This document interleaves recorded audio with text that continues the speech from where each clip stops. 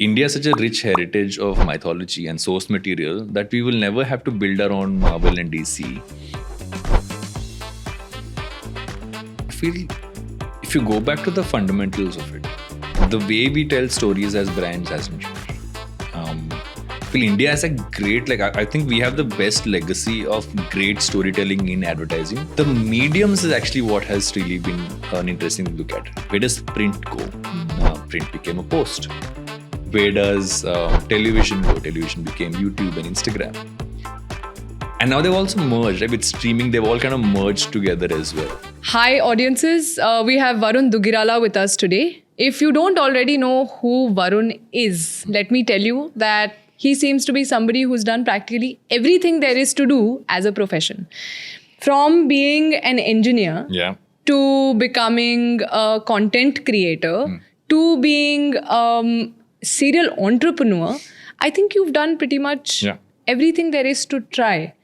And one of the first things I genuinely want to ask you, Varun, while we welcome you here on the Masters Union podcast, is what made you name your daughter Leia after the Star Wars character?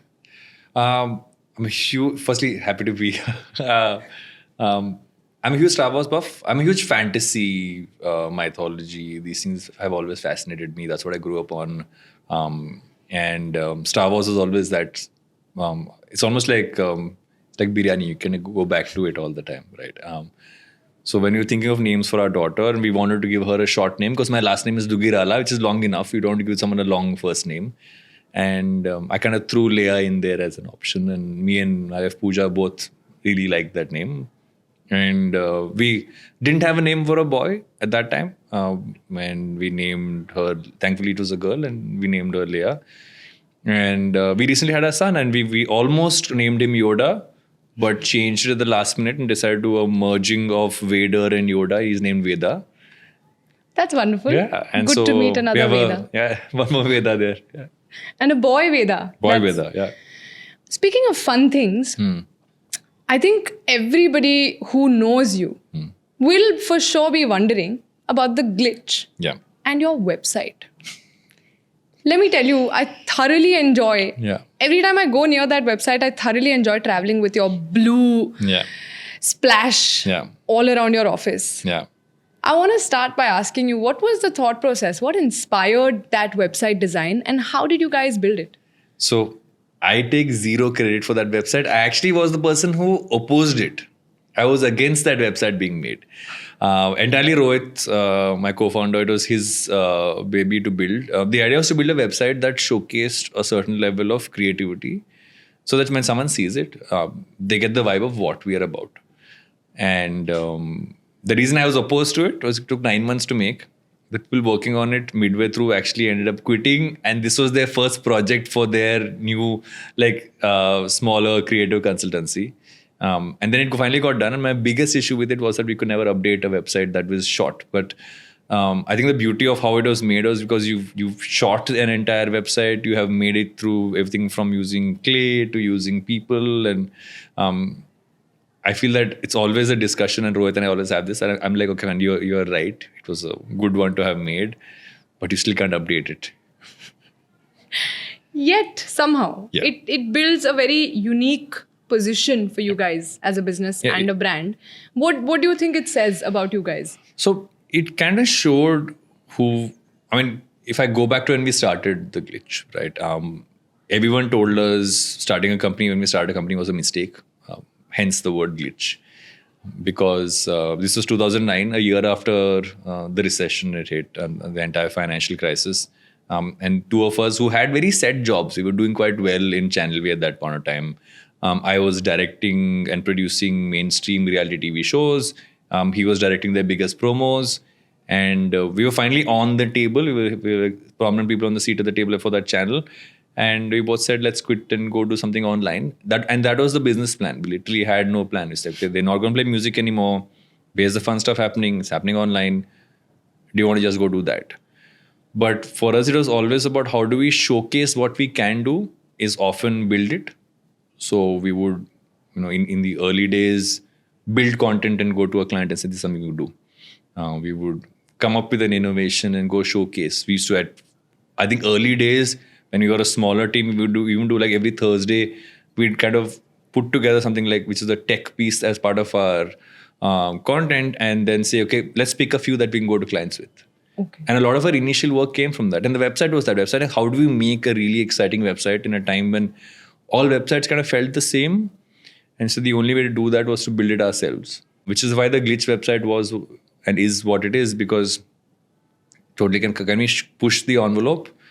And it won a bunch of awards, also got a lot of clients excited about, okay, this is what you guys can do, and led to many other projects. And so that's, I would say that's how it connects together. A powerful showcase, basically. Yeah. That showed people what all you're actually capable of, given that you were coming already from a pretty creative ecosystem.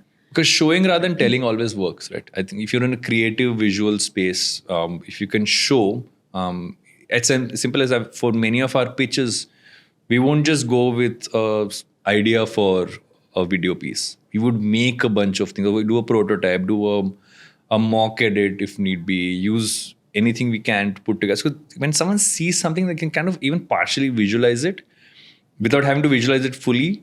You see if it'll resonate. You're already doing the sell. You're already getting them to agree that it's something they might want to do. And that's what our attempt always was. So the power of the proof of concept, essentially. So you want your customers to be able to see exactly what they're going to get without getting the whole thing. Yeah. Which is what, I mean, doing, I feel that anyone building content online is that you're showing proof of concept. This is what I can do by myself. Now imagine what I can do for you. It's just that. You're giving them that. It's like a portfolio out there. Along with mentioning the proof of concept, you also did touch upon how doing it yourself matters severely in building such greatness, like the Glitch, for example. And I have a very important question regarding your career and the transitions that you've made and how you've transitioned, simply learned by doing across your journey and gotten where you are. I mean, I think it's safe to say that you're familiar with the professional playground and that you were pursuing engineering, you started working at a call center and then switched to mass communication to become a content creator and eventually then ended up starting a company and scale that to success, right? And like, how did you make these switches? Were there specific moments of time that these decisions were made, or certain things that led you to deciding this? And because at the end of the day, it's like saying, we're all looking to find the light at the end of the tunnel. So did you find your zen with Glitch? So I would say my early 20s was a very confused period. I wasn't sure what I wanted to do. There was a time when I really wanted to code and didn't end up studying computers and engineering, so didn't end up doing that well. And I was always figuring out ways and things to do. I was always interested in interacting with people and always loved anything to do with the media. I mean, I grew up watching MTV and Channel V. That is literally the only thing I would consume. And I always wanted to do something with them. It was always like, I don't know what I will do, but I want to do something with them. Also been a huge media buff in general, in hindsight. Just didn't know the term. And so when I did end up going for MasterCamp, it became primarily because my mother one day happened to find an application to an institute in Reader's Digest and sent it to me and said, you're working in this call center. Do you just want to apply? And I applied, got in, and I actually joined as a public relations student, not as a filmmaking student. Because I had worked in promotions. I'd done promotions for a couple of liquor brands. I'd worked in the call center as well. So I had some amount of... And I said, okay, maybe that's where I can go. And within a month, I was sure I wanted to switch. So I had to convince my university to let me switch from PR to audiovisual production. And then continued doing that. And I think the first taste of content creation for me was MTV and Channel V. Because both the companies in that time... If you took Instagram and YouTube and put them in an office where all the tools to create, all the studios, all the cameras, all output would be in one office, that was the MTV and the Channel V office. Because they had their studios, they had cameras, they had crews you could use. You could come up with ideas on the fly, go out and shoot it. You learned how to create stuff extremely bootstrapped. We would never have budgets. Like I played extra in so many of their shows because you don't have money to get extras, right? Most of us have a great acting portfolio. Of me I've been Christopher Columbus, I've been Adam from Adam and Eve, I have played a designer, I have even dressed up in a foam suit and run across the street for Diwali. I was a big foam-filled pataka at one point of time on the streets of Bombay, right? But we got to do that. We got to learn how to do that from the grassroots. So by the time Glitch happened, we'd learned how to do stuff bootstrapped and jugaad filled, right? So we would go and pitch things which, let's say, an ad agency or an ad production also do for a very high budget. Say, but we don't need that much money. We can do it in this much, still hit that quality because we knew how to do it. And while people say, oh, you're breaking the market, cost reduction, like we all know how much this costs. We all know how much you need to make it right. You can always splurge, right? You don't need that extra. You don't need to go to Prague to shoot inside a studio. You can shoot it in Bombay, right? And we did all those calls, and that's what really made Glitch what it was, because we didn't really have a plan, but we knew the kind of work we wanted to do. So I found my space there because we would experiment. We were never the same company every year. I think now it's been 14 years and I exited last year. So I was there for a good 13 odd years. We never stuck to being the same company for more than a year and a half. You would always add something new, evolve a function, and often even take away a function. Right? We've had many departments and divisions which we shut down because this is not going to work. And be mindful of the fact that not everything you do will succeed, but keep evolving it. And that's what makes it fun. And that's what makes it fun for me now, because I learned through evolving, and I've continued to just do that now across all the content and all the other stuff I'm building. Live pataka running across Bombay is something I can't stop seeing anymore in my mind. Kabutars flew away. In reality. You would have had one of those scenes where hundreds of kabutars were flying while you were running. They made me run through an actual kabutar khana. There's a kabutar khana and I said, run through it, and we were shooting guerrilla, so there were no permissions. So if a cop caught me, I was in. So I just run in a foam suit away. And I did that. I waved at people from a bus stop. I was in this foam suit and just waving at people like this. And people waved back. Just by instinct. They were like, who is this guy? But yeah, it was so much fun. You would have made somebody's day for sure. I'm pretty sure of that. But coming back to the point about how you diversified the Glitch, that's a powerful lesson for a lot of our students, a lot of our viewers who are already entrepreneurs or budding entrepreneurs hoping to start businesses, aspiring. That as a business, sometimes you need to know that a function will not serve you best, maybe in this year of your operations. Can you give us an example so that, our learners can learn? So I'll break down two aspects of this, right? One is, I feel for any business, you can't just have one revenue stream because you're putting too much pressure on one thing. It's not about focus. Focus is about what you do. It's not about how you make money. And so for us, for example, we would have, in the early days, we were a production company, but we would do tech interventions for brands as well. The production company would do work for television, would do work for, we would do syndicated shows for them. We do stuff for digital brands as well. And over time, as that evolved, we saw, once again, the digital brands part is where it's evolving.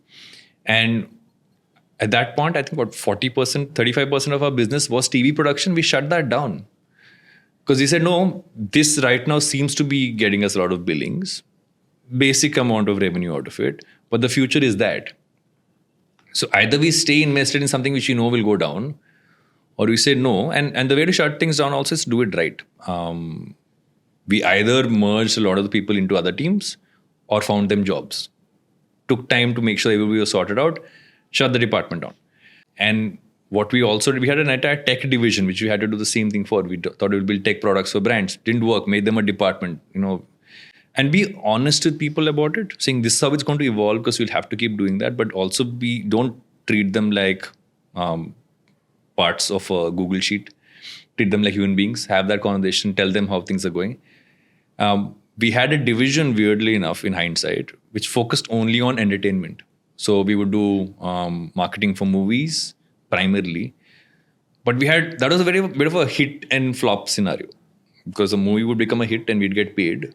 Sometimes the movie would flop and we would not get paid. Suddenly calls wouldn't be answered, etc. So we shut down. I think the erraticness doesn't work. We brought the same methodology back when we started working on streaming platforms because that had stability. We bring the same skill set, bring it back. So that old stuff we did helped us. And that's how we've always evolved. Every year we would sit down and say, what is the new service we're launching next year? Every year's leadership meetup was that. And some of them work like pre-pandemic, interestingly enough, I think 2018, 2019, there was an idea to build a service which was to do organic looking Instagram-like content at dirt cheap price, but keep the premiumness alive. How can we shoot that content make it look like it's from a studio with the product, but not have to do a product shoot? It actually helped us a lot because during the pandemic, that setup we had could be moved into someone's house. So our producer had that in her house, and we continued to create content. All we had to figure once delivery was opened up was a product to be moved to that person, to be sent to that person's house. But you didn't have to do a shoot. So we still churned out content. So sometimes those calls also help in hindsight, but you have to preempt where things are going. And you have to you should be okay with letting go of things which might seem like, how can you give up like 35% of your business? So it's the same principle as you do with content or with great ideas. Don't get attached. No. Be ready to let go of something if it's not working and at the same time bring it back. Yeah. I stopped doing Advertising is Dead when it was extremely popular, had hit 200 plus episodes. Because I always ask myself a simple question, and it becomes easier when it's an individual endeavor, like being a creator, tougher to do as a business, is that, am I doing it because I have to do it, or am I doing it because I want to do it? And I was doing Advertising is Dead because I had to do it. How can I not do it? I've done 200 episodes and all of this. But I had felt stagnant for a bit doing the show. I was also moving out of the advertising space. So I also wanted to shift that conversation. And I want to talk about things beyond work. It just felt like the right time. So while it's technically on a long sabbatical, because I never say never to bring in something back, you have to take that call. Because if you are stagnant and you're sticking to it, it's you're not doing right by the things you could actually be doing. And you need to be open to seeing that. And I do this every year. I sit down saying, what are the things I'm doing? What are my like must-dos? What are my fun to-dos? Stick to the essentials and let go of all the other stuff. Noted. I hope everyone's listening very carefully there, because a lot of us end up making decisions that serve us otherwise. But that brings me to one very important question that I've been wondering, and I think your opinion is going to be really helpful here. In the day and age of digital today, we all know traditional still plays a role. Of course it does. What formats of traditional marketing do you think still work? I feel if you go back to the fundamentals of it, the way we tell stories as brands hasn't changed. India has a great, I think we have the best legacy of great storytelling in advertising, far ahead from what the West has. Because if you see a lot of the advertising out West, you only see the Super Bowl ads. You don't see the other stuff. And a lot of the other stuff is not that great. We actually have a great, I even call it heritage of just being able to tell really good human stories. And that doesn't go away if it's digital or if it's otherwise. The mediums is actually what has really been an interesting thing to look at. Where does print go? Print became a post. Where does television go? Television became YouTube and Instagram. And now they've also merged, right? With streaming, they've all kind of merged together as well. So I feel that if you stick down to saying what is it that really connects with the consumer, what is that emotion you want to get out of them, what is that feeling you want to get out of them, what is the way to tell that story and connect with them, or even to understand how to look at data, that stuff is always going to be the same. The sources and the mediums will keep evolving, but I never see that part changing. Because think of the last ad you really resonated with. It is nothing too different in terms of craft from what would have been an ad on television, right?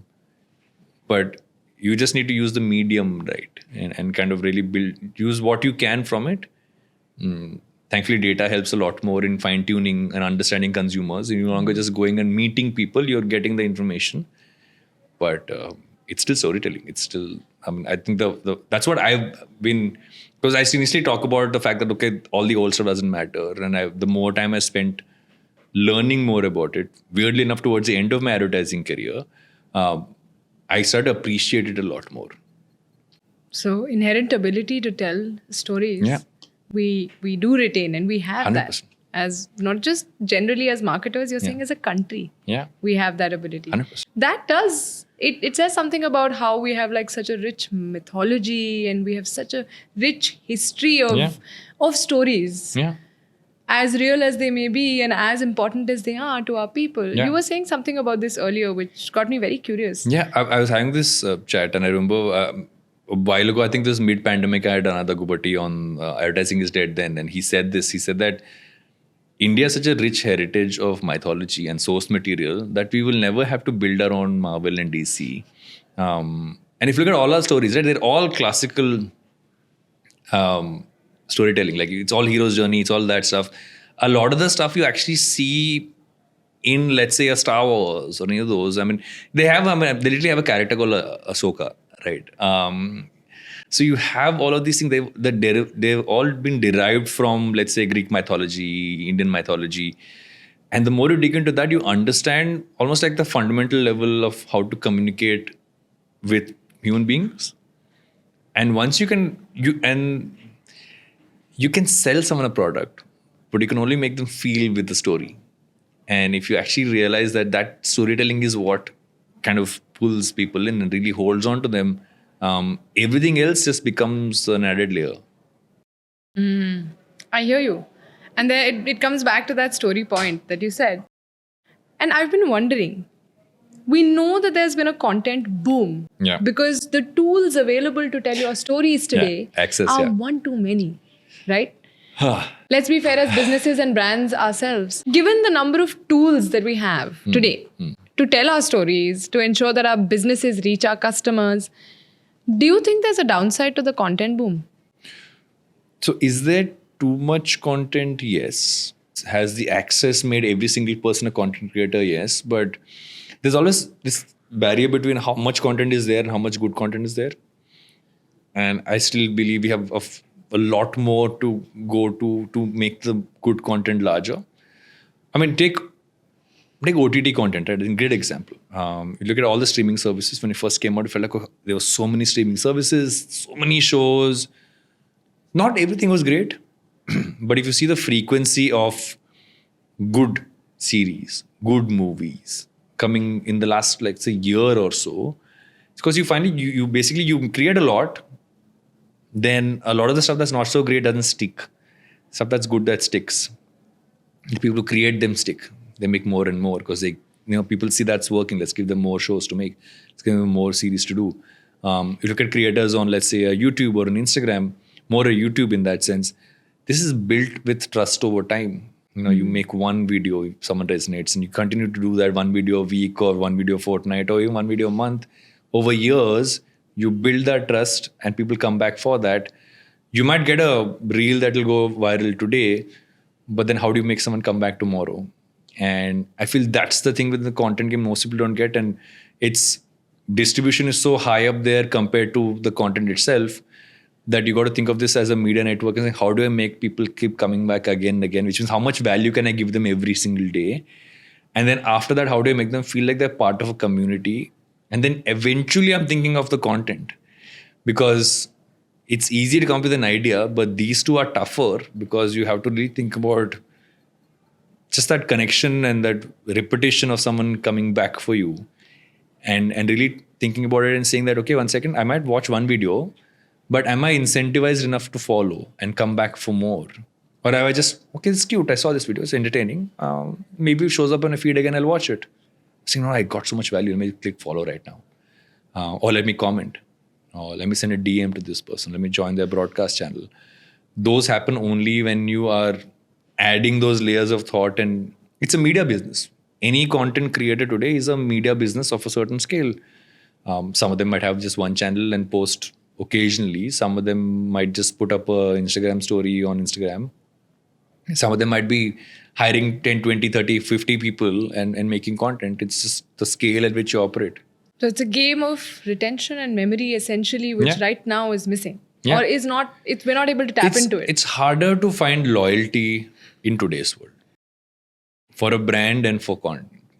So harder to Because- stay in the customer's memory and harder to ensure that the customer is able to remember you Yeah. for whatever piecemeal content they're experiencing. Content or product, how the first sell you can do through promotion, collaboration, putting it out there. It's the repeat buy, repeat watch. That's what's crucial, right? Because then it's really proof of pudding. Like, have I really enjoyed this? Like, someone could make the biggest marketing campaign for a show's not good. Will you get a season 2? And that's the big question. And if you do, then I don't know why you have a season 2, right? And it's and it's always going to be that. And the way to, I mean, I'm fascinated by the media industry and how it's evolved. It's always been one of my rabbit holes to go into. If you look at today, I think linear TV is something which is like, let's say, television is something which everyone believes has died. It hasn't died. It's literally linear TV is what exists on streaming platforms. The device has changed.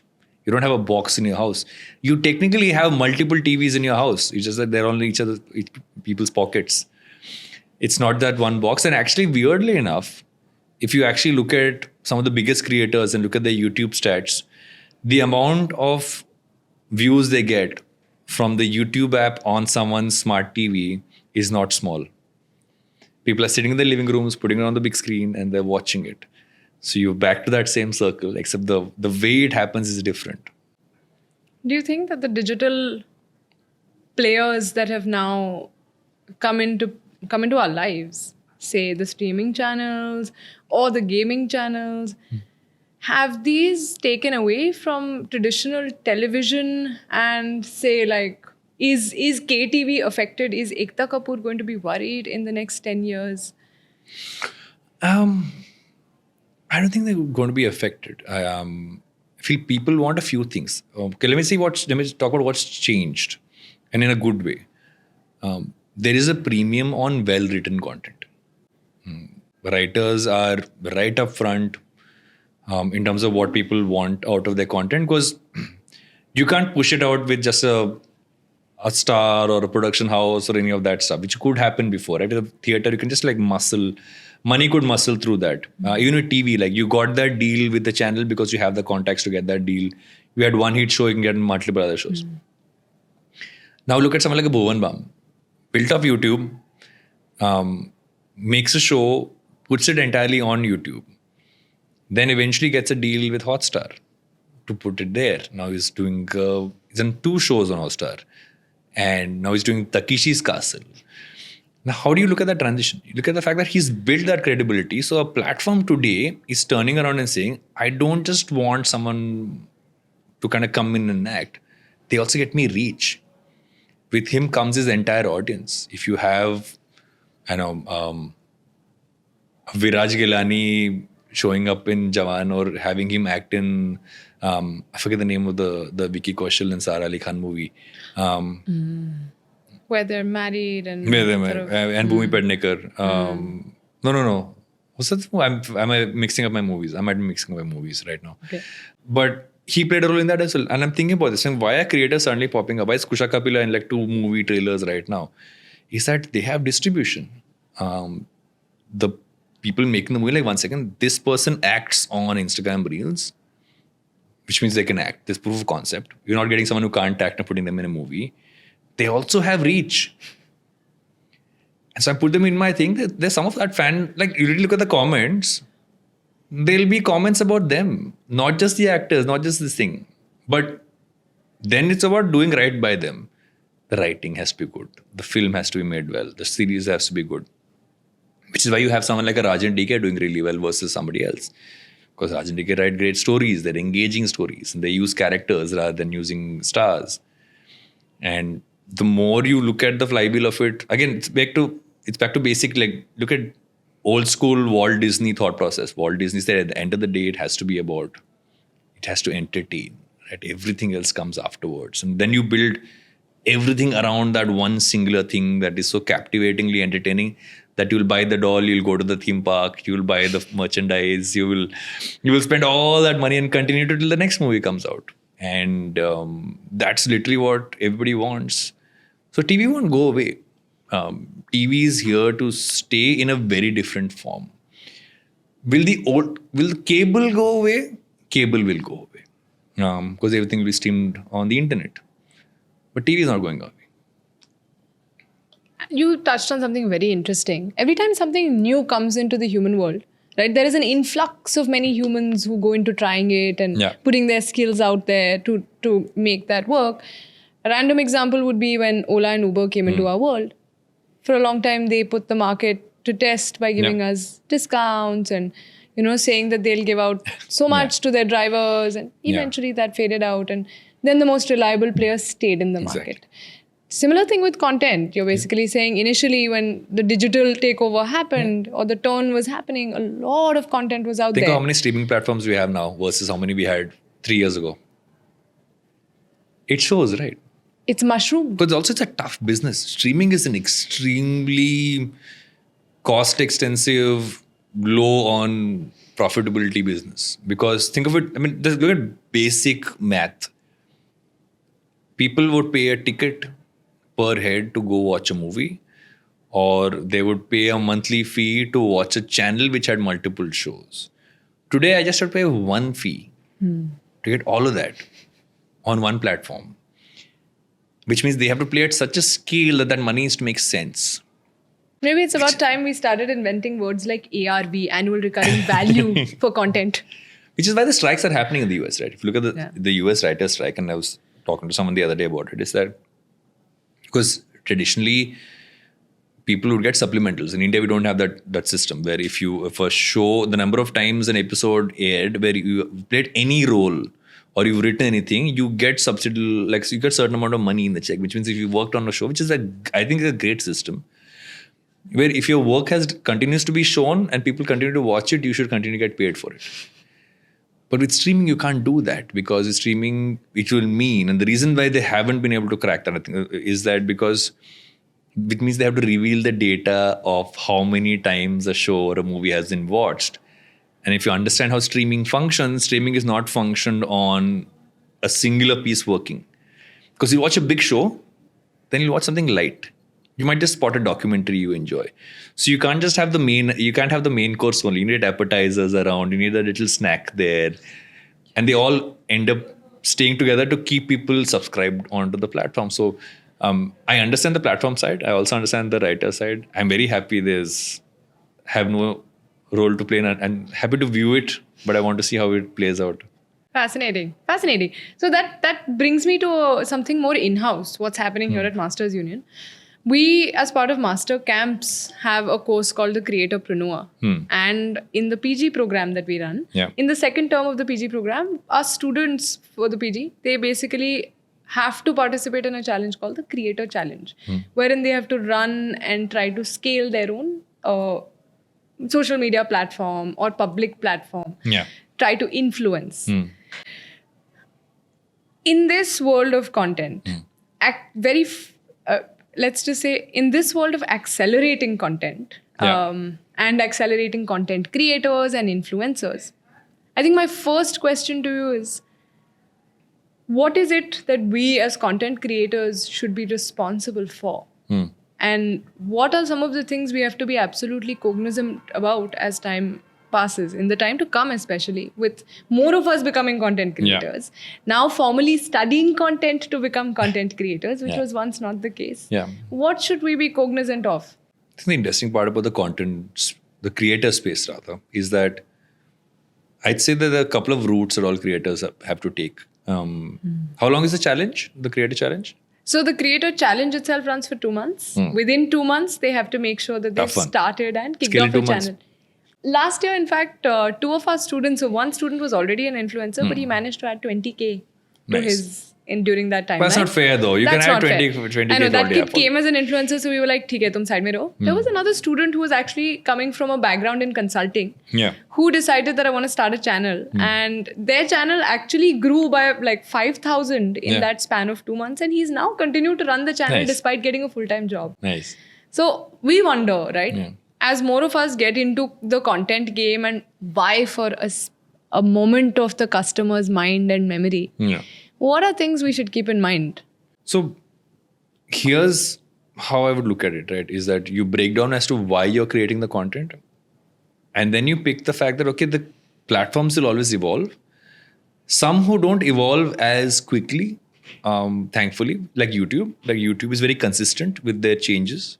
I think only YouTube Shorts was the one thing they added in and built it in a way that, thankfully, and if anybody ever wants to understand YouTube, follow someone called YouTube Liaison on Twitter. And he's a creator who works for YouTube, who answers any questions you might have about YouTube. He's an official YouTube employee. One of the best things I've seen, and he's very deep because he's a creator himself. Then you have platforms like, say, Instagram, which evolves so much so often that you need a lot. It's a lot more about how the algo shifts versus what you might do. So you got to pick your core right, and so why you're doing it. Look at what formats you can do easily, so you always have consistent content that you can do on that space. And ever so often, could be once a week, once a month, once a fortnight, something that requires a little more effort that you're investing time and energy into. And the mix of those three is what will make it work, no matter how the algorithms shift. Because otherwise, if you're only doing trending content, trends change. If you're only building for yourself, then it's not necessarily for someone else. And if you're only doing other heavy lifts, that's a lot more money to spend. You need the light lifts as well. So for me, my light lifts are I literally have my phone in my hand, I make a piece of content, shoot it, use an Instagram feature and just upload it. Versus heavy lift is literally shoot stuff as B-roll for like 2 weeks, put a voiceover under it. Like I was on a trip to Portugal with my wife and 2 kids, and I was doing something for a brand where I actually ended up shooting a lot of content of just us on holiday, because the video was about parents traveling with kids. But it required me to shoot that much B-roll and also make my puja shoot a lot of that as well in cases and come back and edit it. Versus a video where I might just be talking to the camera. And you have to do both. Find a few that work, keep doing them, but also keep your eye ahead saying what is everyone else doing or what is the platform allowing you to do. Because most times when a platform launches a feature, they will push that more. So and in some cases, like an Instagram, they might realize they push that a little too much and they pull back. So like Reels got a lot of traction last year. This year they pulled it back. So it's a lot more for carousels and a lot more for anything that is going to be shared in messaging is what they want. So whatever you make, is that something that someone would share in their DMs is what will get you numbers. I think even content platforms and social media platforms like Instagram and what have you are evolving from the point of grabbing attention and eyeballs to wanting to create community somehow, to retain people. And so features like the broadcasting channel. Yeah. Also because people have changed. We were all sitting at home during the entire COVID period. So we consumed a lot more content. We were also a lot more existential. We wanted to figure out what's going to happen to our lives. Is it worth it? We want to be entertained and be mindless or feel existential. Today we want to learn about what's going to teach me about how to take my career forward, how will I make myself smarter, how will I make money. Because there's an entire generation of people who have felt like they've missed out on growing faster in that period of time. So they want to go even faster than they were before. So that's what they're looking for. Suddenly now we talk existential, which has been my problem sometimes. Then like one second, this is not what I want anymore. I wanted that a year ago. Why aren't you telling me how this can help me in my career, in my life? Speed it up a little bit. And you have to keep listening to your audience for that. That is powerful. In fact, then that brings us to the point of data, because best and worst thing. Yes, it's what seems to be ruling our lives right now. It is what once used to be a testimonial is today data for us, because there are so many touch points from where you can understand how your customer thinks, feels, interacts or reacts to your content or your offerings. I'm wondering, among the chaos and the boom of businesses in the country right now, is there any such brand that you feel has managed to successfully retain customer attention while operating in this digital milieu of spaces? A bunch of Indian brands I really admire because I feel they use data right. We all have access to data. The problem is data is not a pure science. Data is just like a dump of stuff in front of you. It's up to you to kind of join the dots. And you can have AI do it, you can have tech do it, but I feel you need a human layer to really get the human insight over there. So Swiggy does it really well. I feel Swiggy has always had their game up there in terms of how they've communicated. I've always loved how I think both Swiggy and Zomato actually have a nice pulse on how that goes.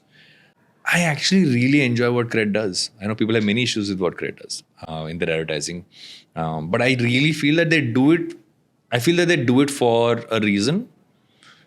And that reason is exactly why it works, is that everyone knows they have brand relevance in terms of you know what it is. You know there's something called Cred. You know it's something exciting. You know it's something which is premium. Something it's going to like, you will get that curiosity to go towards it, right? What's the Swiggy and a Zomato just making you so culturally connected that they like, for me, their posts are like what I kind of go to, like how you would go for an Amul post, right? They're doing the same things. You just got to kind of figure brands who can do that. And I feel that's where you can be consistent and be there no matter what the platform changes are.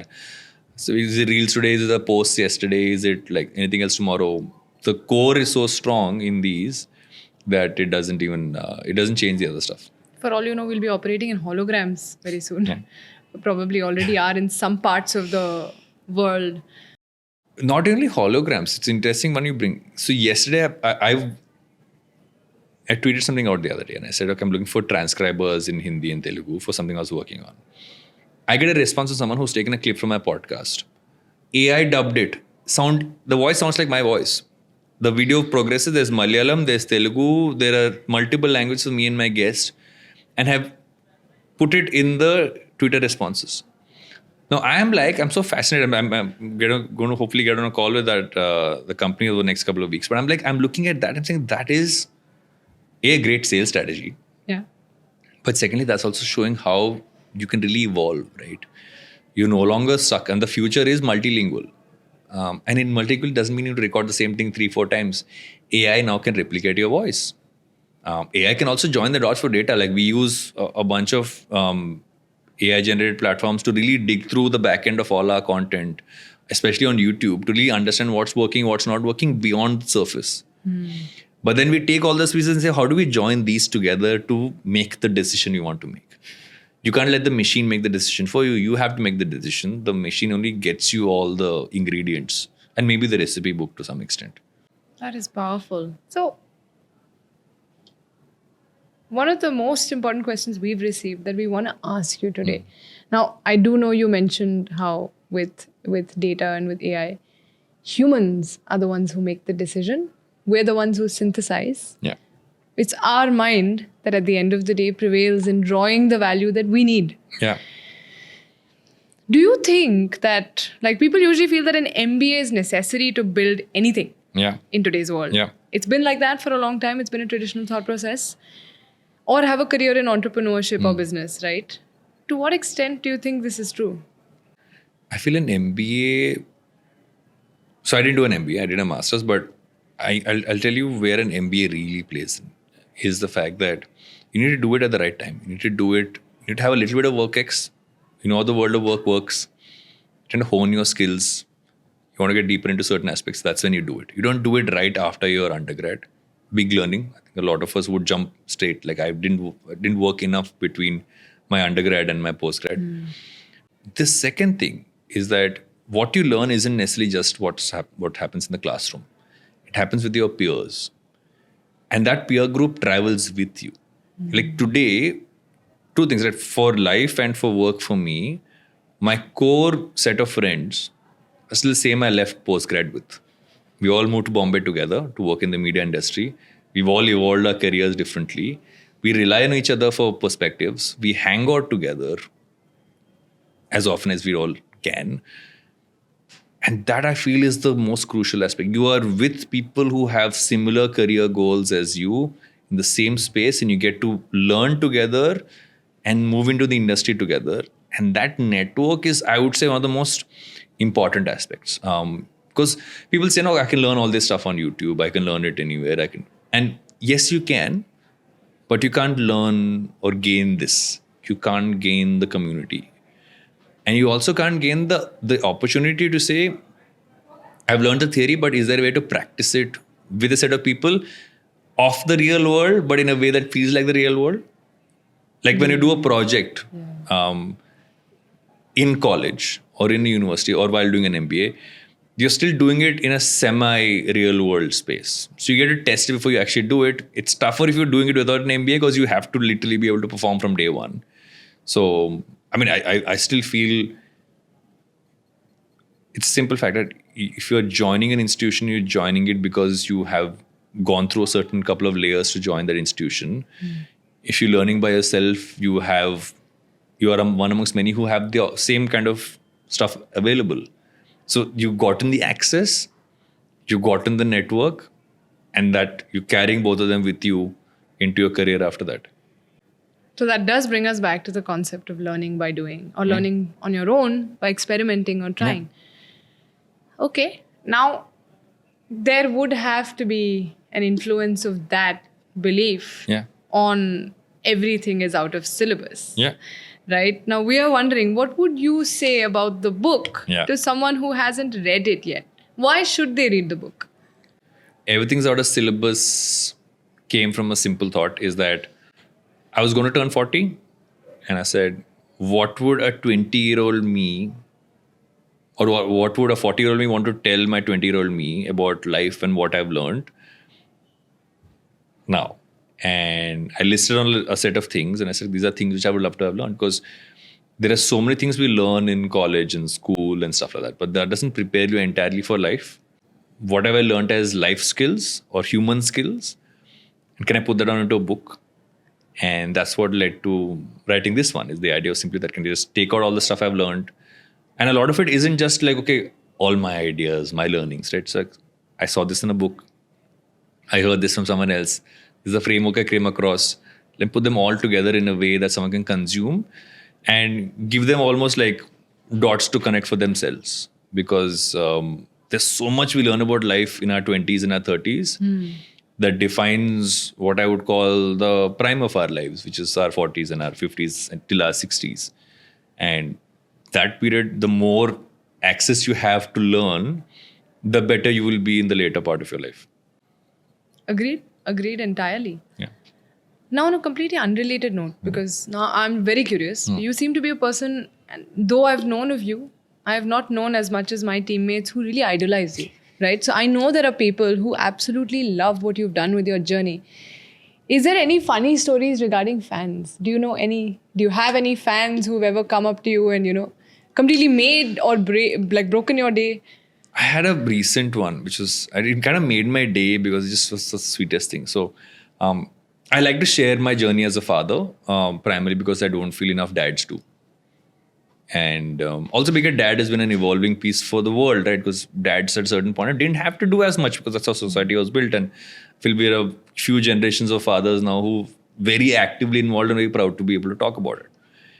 So I went for a haircut across the street from where I live, was walking back, and this guy in an Activa comes speeding next to me, stops, takes off his helmet and said, "Are you Varun?" I said, "Yeah." And he said, "I can't tell you how much your content has helped me as a new father, because I became a father a month and a half ago, and your content has literally helped me deal with so many of the questions I have had about what my role is and what I am." And we had a lovely conversation. He sweetly enough even DM'd me later saying, the one thing I realized I didn't do is I didn't take a photograph. And he was so upset about it. But it was just, because I feel those are the important ones. When you actually put something out there and someone says, this actually helped me, beyond that one heart button or that one comment, if you actually give people value, like I've had people reach out to, I had someone reach out to me and they've spoken to me and said that, this piece that you put out maybe 6 months ago got me started on a journey to do something which I wanted to do. And that has always been the attempt. There has to always be a Star Wars quote, is that there is a line from Yoda in Star Wars saying, always share what you have learned. And that has to fundamentally be what we all as human beings do, is that you share what you've learned from your experiences and from what you've been through, and you just carry that forward, right? You pass it on. And that's what I've just been trying to do. And whenever these things happen, it feels validated. Because as much as the algo might go up and down, the numbers might go here and there. If you have enough people consistently turning around and saying, we get value from what you do, and it feels real to us, doesn't feel like you are selling to us, I feel that's enough. And this is not a comment or a like telling you this. This is a customer on ground, a viewer. Actually, yeah. I mean, I've heard some people who have podcasts who come and say they started their podcasting journey because they heard advertising is dead. Or someone who said, I look forward to take a pause because you've had people come in and talk about what they've dealt with as human beings and not just ask them superficial questions. Because Take a Pause is not an easy show to do as a host. And I oftentimes come back home, and the standard joke at home is that, I come back home sometimes with the weight of everything I've had to make the other person talk about. Because sometimes people are sharing really deep issues they've dealt with, or sometimes the guest who's dealing with a lot, so you're actually being supremely focused and really holding on to them without physically holding on to them. So I come back. So sometimes I come back like I've been to therapy.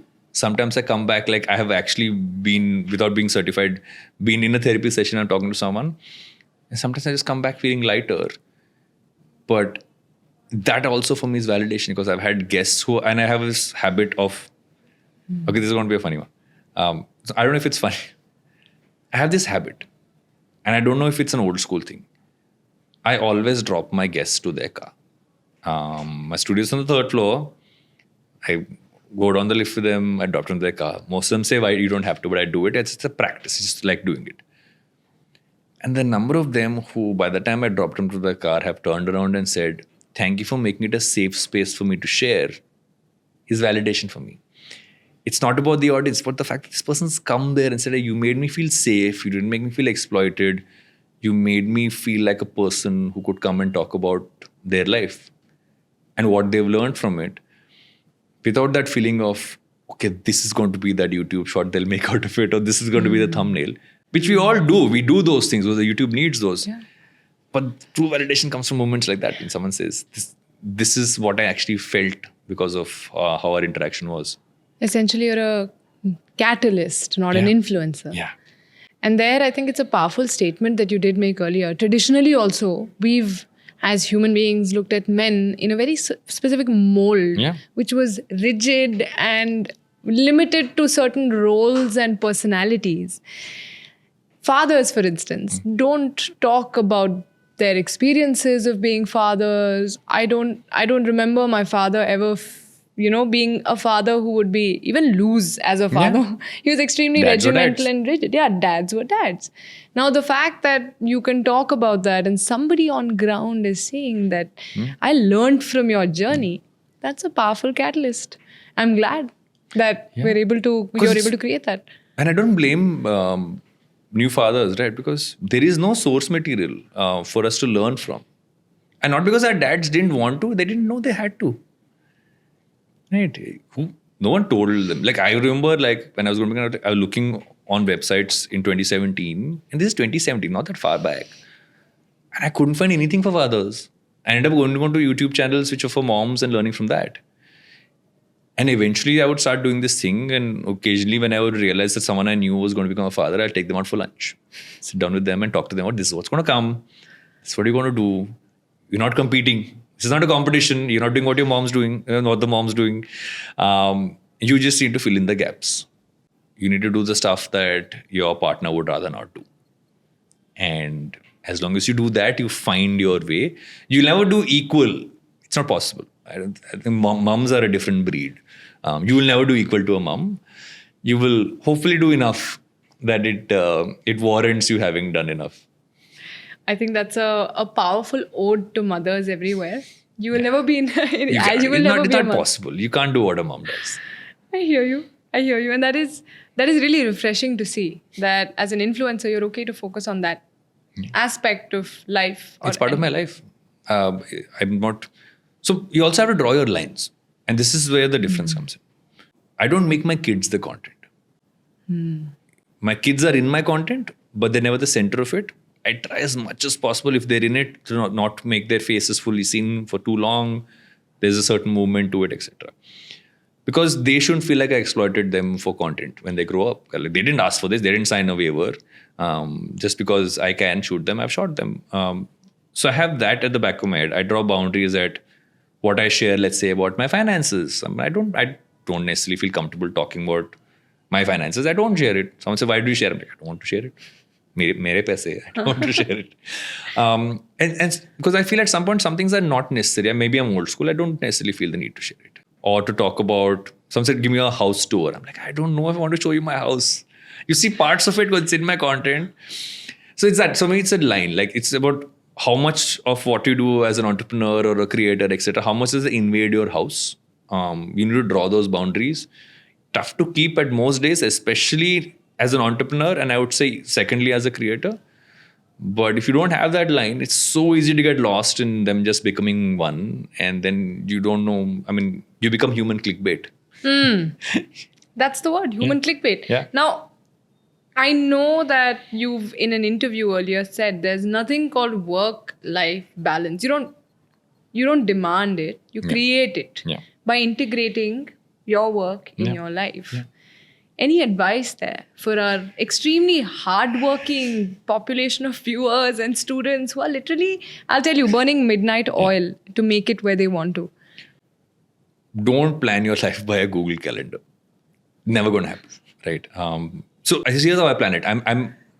I don't believe that you can structurally plan your time to the max because that's what robots do. We're human beings. Your day is filled with things which are under your control and not under your control. Hypothetically, studying, being an entrepreneur, or even having a job, that time is not necessarily under your control. Too many other variables. So that chunk you work around, so that's one part of your day, which generally is the middle part of the day. I would say, let's say from 9 a.m. till about 5, 7, 8 p.m. In my mind, the other time is the time you give for the people you love, your friends, your family, etc. You have a little more control, but it's something you should do because you're doing it not just for them, but you're doing it for yourself. And then there's the last part, which is the time for yourself, which all of us ignore. So you need to make time for all three, ideally every day, if not every week, and plan your life around. That's how it builds balance. Your balance is not built on, it's just these three chunks. So for me, early mornings and late in the night is time for me. The point right after that is for family and for family. The middle chunk is for work. So it's not an overtly planned day, and you work towards the life you want to have. Like I have worked towards having the freedom and control over my time I have today over the last 14, 15 years. Like for me, a Wednesday is a day where I don't do only did yesterday because I was coming here today, any form of work that requires me to collaborate or talk to any other individual. It's only solo work. Sit down and write, sit down and create, work on something individual as a task. Mondays are for meetings, Fridays are for meetings, Tuesdays and Thursdays are for shoots or other stuff. So I've been able to bring that to it now by virtue of having, because you don't come to that on day one. You can't expect that on day one. Day one, I think the work takes over most of it. You will give up time for friends and family, you will give up time for self, and that will happen. Just need to make sure there's enough of it in a week so you still feel. My favorite frameworks for balance is something which is humorist called David Sedaris spoke about. It's called the 4-burner theory. So they imagine a stove which has 4 burners. One is your friends, your family, everybody you love. One is your health. One is your work. And one is yourself. Only 3 can burn at the same time. What happens to many of us is we only burn one. We'll only burn work. And a very high flame. Yeah. Or you say, oh no, now I've burned work, overcompensate, let me only do life. It's like that man in the dosa shop who's like, dosa. So you got to have, 3 is the ideal, because if you don't have health, you can't do the other stuff. So these are the 4 fundamentals, right? Time for yourself, have your health, friends and family, and work. All are important, but only 3 flames can burn at the same time. It's a great formula. I think we learned something from that formula. Yeah. In fact, we're in the age of podcasting, where finally, podcasts are keeping up with like an Instagram reel in terms of popularity. They were first here, of course. Let's be fair. What I'm wondering is, now you have 2 channels that you run. right? 2 podcasts that you're currently running. Yeah. And we know that, there is a future for podcasts and for conversations like this. People are more headed towards audio than, when Not it comes anymore, to... though. You don't think so? No. Phil, YouTube is already becoming and will become the biggest podcast platform in the world for conversational podcasts. It's an easy lift, right? Anybody can do this off Zoom or this thing. And even if you're shooting it now, there are enough tools to do this off a phone. You can literally have one phone and that phone can be split into half and you have 2 shots and do it. And 2 people in a chat, just use both their phones, you could do it. I feel that the podcasting space is built for 2 things. I learned this from someone in my team who works, and he said that you should not just plan your podcast for the conversation you're going to have, should plan it for what is the short format you will create out of it. And not just plan it by saying, this is going to be clickbait, but saying, no, these are moments of value I know I can get out of this guest.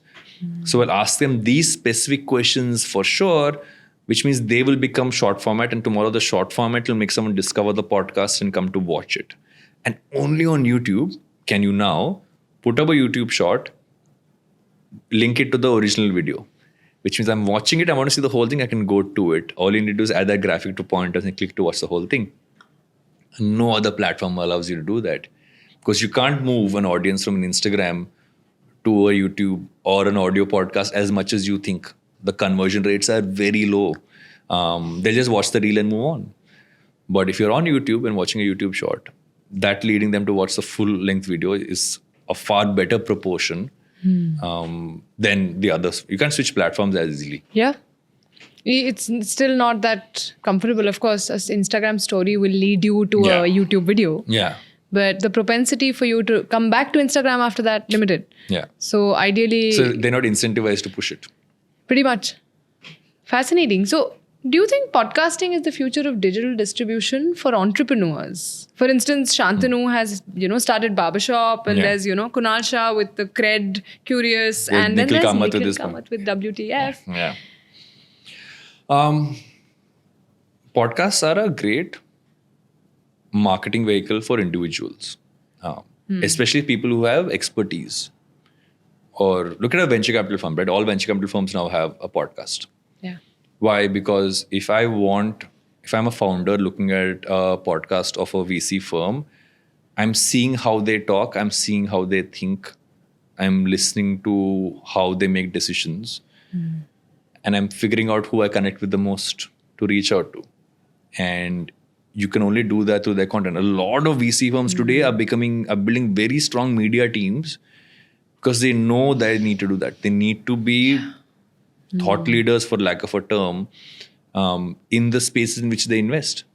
Same goes for entrepreneurs. If they're having a podcast, like Advertising is Dead helped me hire great talent because people would listen into it and want to work for the glitch. It also helped me spend a lot more time having longer conversations with clients or probable clients. I've had people become clients because of coming on my podcast as a guest.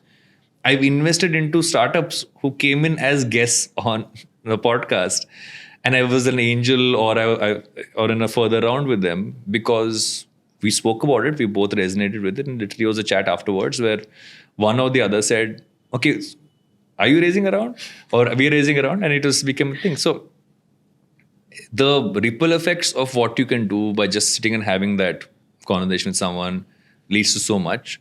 So I feel that's why it's a marketing vehicle. It's, I would say, one of the most deeply engaging ones, where you can obviously fall into the trap of saying numbers only, which everybody will focus on because you need to have reach. But I feel the deeper thing is that just generally, what are you putting out there as an organization? I mean, that's corporate communications, right? Corpcom is now a podcasting business. Yeah, essentially. In fact, I think the podcast has today also become the biggest reason for people to build a network effect around them. And that actually brings me to asking you the question that you have a huge network around you, from what I know, and you're building that network for years, right? As somebody who's just entering the workforce, besides what you mentioned about having those groups in college and ensuring that you've created an ecosystem where you can share knowledge with your peers, Yeah. how important is a network, and how do you think building a network really works? How important is an authentic network? Yeah. So don't build a network for network's sake. It's that simple LinkedIn invite to saying, I want to add you to my network, right? Why? I want to catch up with you for a call. Why? And the why isn't just what do you want from me? It's like, what am I going to get out of giving that half an hour away?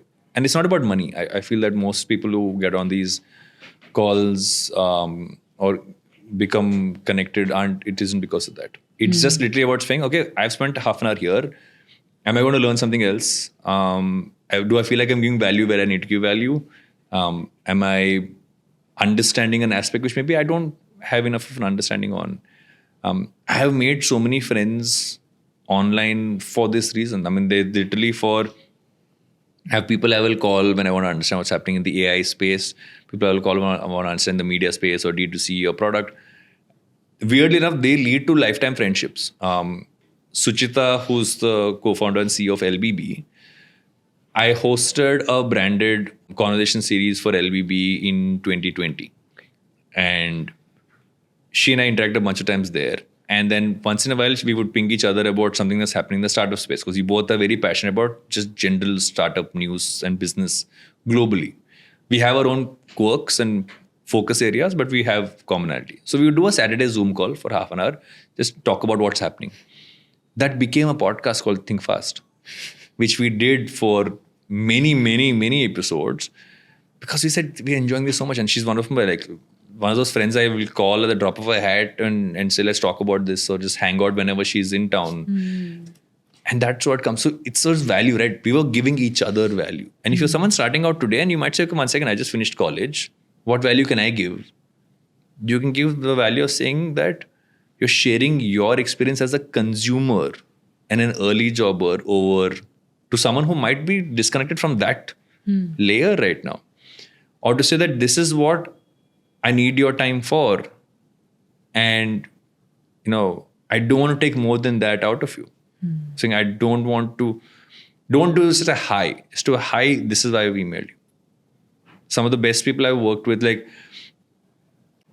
the person who handles my YouTube backend, was someone who commented on a YouTube video I once made very early on without timestamps, giving me the timestamps. I said, what else do you do? He said, I edit. And he emailed me how he edits. I said, will you edit for me? He edited for me for years, and I was moved to just being a strategist looking after my YouTube backend. It happened because he gave me value. He gave me timestamps because I hadn't done it. And it's just that you never know what the smallest thing can really help. But you just have to think about it in terms of why should the other person give you their time? Powerful. That is powerful. And I'm coming to wrap up our conversation so I can lead you into a rapid fire round. But before we go there, you have a huge interest in blockchain and Web3. Not really. No? No. I was told that there was. I just kept talking about it in the session I did. Okay, let me explain. I revised my term. I am very interested in the way any emerging technology is going to change the world around us. I don't get overexcited about the schematics. I'm a very macro, first principles, fundamentals person. So for me, it's like, what will this not change is always my focus, and not necessarily what will it change. Because the problem is that if you focus on what will change, like what is Web3 going to change about the world? Like every day something is changing. But what will not change? And that's where the exciting stuff happens, right? You can look at, I foresee a time for cryptocurrencies to be the norm. But it had to go through a regulatory framework. But you might say, okay, it has to be, the whole point is not be centralized, but is there a global framework for that to happen that is in some form regulated? So I will think about that versus what's Bitcoin at right now? I have no idea. I've never owned crypto in my life. Touchwood, good for you. But okay, that I think that was a powerful conversation, Varun, and I'm really grateful that we could get into it. Really, you could help us see what choices you made in your career, why you made them, the reasons why you are who you are. I think we have a lot to learn from that. Now I'm going to get into like a couple of very quick rapid fire questions so we can wrap up this conversation and let everyone go home. Yeah. I think the first question I have for you is, if you suddenly woke up like Freaky Friday, if you've seen the movie, as an influencer, a female influencer, what category of influencing would you do? I would be a fashion and lifestyle influencer. Top of a hat. I have a secret, not secret, it's not so secret, but I'm huge fashion buff. Like both the business of it and in general, it is something which I've always been extremely passionate and fascinated by. So for sure. Is that next? Are we about to see a fashion? I do a bit of dad fashion stuff occasionally. Personal care is what I do more than fashion. Eventually a childcare brand or something will be coming up. You got to do something. Got to do a dad bod brand. You need to keep an eye out for this. Fitness for dads. So I was told that's like not necessarily in the right. Turns out you're a dad too and you look very, very fit. So dad bod basically I stay fit for my means kids. like, I like to play with a 6-year-old and a 1-year-old is not easy. Yeah, got to have the stamina right up there. And you would have lost all the weight by now. So. Yeah, it's all gone. Okay. One guest you would never host on your podcast. I would never host.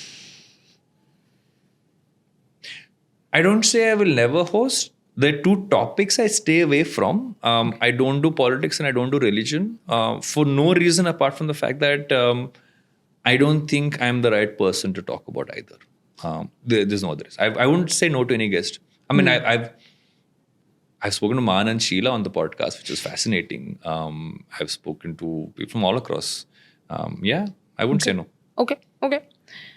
Now, I'm also from Andhra Pradesh. I'm from Rajahmundry and Vijayawada put together, just like you are from Kakinada. So my last name is Nadendla, and I happen to have like a Veda, Hrudya, Nadendla, which most people never get. Yeah. It's hard work. Yeah.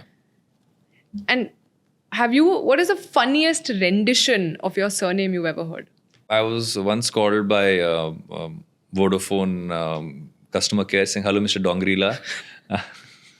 Mr. Duggirala, Mr. Duggirala, Mr.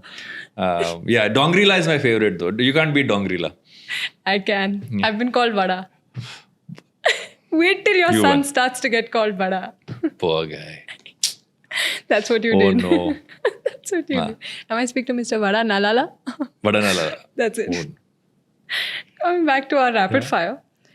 One-line advice to entrepreneurs who are also content creators. Choose what your primary focus is. Okay. You are either an entrepreneur first and a content creator second, or a content creator first and an entrepreneur second. You should try to do both equally. You're not going to do right by either. One of the craziest topics you want to touch upon in your podcast you haven't yet touched upon? Actually, I want to go deeper into stuff like ayahuasca and ice baths, but not in a traditional form. I wanted to actually experience things and do the pod. I want to kind of evolve it eventually towards not just two people sitting on chairs, but it's a mid-experience conversation, which I thought would be an interesting thing to do. That is maybe powerful. Not ayahuasca though, too personal to share, but yeah. It would be fascinating for sure. As someone who truly believes in the power of the DMT contained in our mind, I'm always do a game. podcast in Antarctica for all you. If you can move your face. Or the Arctic, yeah. If you can move your face. If you can move your face, for sure. Yeah. What is the craziest things your kids ever made you do? Besides drawing on walls and like painting your nails. I let my daughter to put makeup on my face. Although I'm not averse to putting makeup on my face. I've put makeup myself on my face many times. What are the crazy things they've made me do? Actually, my kids have to stop me from doing random nonsense half the time. So I'll flip the question then. What was one of the craziest things your kids had to undergo because of you? Their father has a tendency to listen to extremely loud, Masi, Bollywood and Tamil and Telugu songs. They have been subjected to him dancing to those songs and playing them on repeat in front of their eyes, which might have scarred them for life. Or inspired them. Hopefully inspired. They could eventually I think my daughter takes after me, so I think she's there. I have to see what the 1-year-old does. Yeah, it's too soon. Yeah. it's too soon. It's just the molding process. So, okay. I'm sure you operate in a world of influencers, so you know a few of them. Yeah. I want to throw a situation at you and hope you'll give us good answers. Yeah. Whatever answers come to your mind. Between hiring, firing, and working on a project, who would you assign these titles to in your life in the time to come? Hiring, firing, and working. On a project. Okay. Maybe influencers, even actors. I would only ask you to choose from these two Fair. categories because then we're trying to entertain a bunch of people here. Fair. So, who would you hire? Who would you fire? And who would you work on a project with? Which topic? You choose. As in, pick a creator for a topic? Yeah, it could be a creator. It could be an actor. It could be, well, I won't say businessman. So I'm taking that away from you. Fire is a tough one. I would hire, fire, or? Work on a project. Like 6 months, bahut ho gaya, ab jao.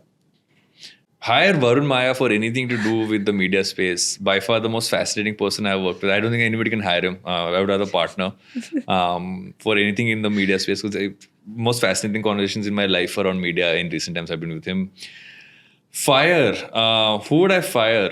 I'll come to fire last. Who would I work on a project for a certain amount of time with? I would actually work with Tanmay for a brief period of time. Tanmay and I can only do brief pieces together. Weird story. Me and Tanmay know each other since we were in college. When I was in postgrad and he was in undergrad, we met in a college fest for the first time, where I was shooting the college fest and he was a contestant in it. I've known him since before time. Hence the project, because we've always had sporadic connections. Fire. Who would I throw under the bus? Sujita, you are technically a creator. If you ever see this, you worked on a podcast as a host. I'm very happy to throw you under the bus and fire Sujita, my co-host from Think Fast, because I just can. I'm sorry, Suchita. I did not expect this. But coming back to the point, you've been at Masters Union practically all of today. Yeah. I should say I'm happy about it. I'm hoping you're not too sorry about it. I'm happy about it too. We have some of the most robust minds in here who are constantly willing to eat your brain. Yeah. So I wanted to know if there was one Bollywood, Tollywood, any song that reminded you of this place, that you could encapsulate this place in, what would that song be? Please take all your time. I'm just thinking. Had this weird, Yes, we like weird. instinctive response was the new song from the song from Jailer which just came out. Should I be scared because you said Jailer first? Jailer, the Rajnikant movie. It's a song called Kabalaya. I don't know why that was the first thing that came to my mind. Maybe because of the number of people I saw here, and that set has a lot of people on it. There's no other reason for it. But that is the only reason. Did we remind you of a jail? No, the song is not in jail. I know. Technically. But we should tell our audience. But it's a Rajnikant song. Come on, I've given the song is basically a huge crowd in the middle of this massive set, very colorful, bizarre costumes. Not that people here are wearing bizarre costumes, but still. And Rajnikant. Rajnikant. Okay. And Tamanna. So we have Tale here, like Exactly, a Tale wise here. exactly. Okay, that's exciting. Okay, and to bring it to the last question, and my final rapid fire round question is, what's the first thought you wake up with in the morning, and what's the last thought you sleep with at night? First thought I wake up with in the morning is actually wake up with most days with zero thought. I programmed myself to think, or wake up clean, not wake up with thoughts of, okay, what's happened, what am I thinking about. Can you wake up with a clear mind is what I've worked on over time. I actually go to sleep with, we as a family have a gratitude practice we do. We say thank you to God before we go to bed, all of us. And kind of end my day with that. Do a little sleep meditation, but that depends on what I'm listening to. But gratitude at the end of the day and clear slate in the morning. That was really powerful. I think we are extremely, extremely grateful to have you here at the Masters Union podcast. Thank you so much for having me. And that's a wrap, folks. Thank you, Varun. Thank you so much.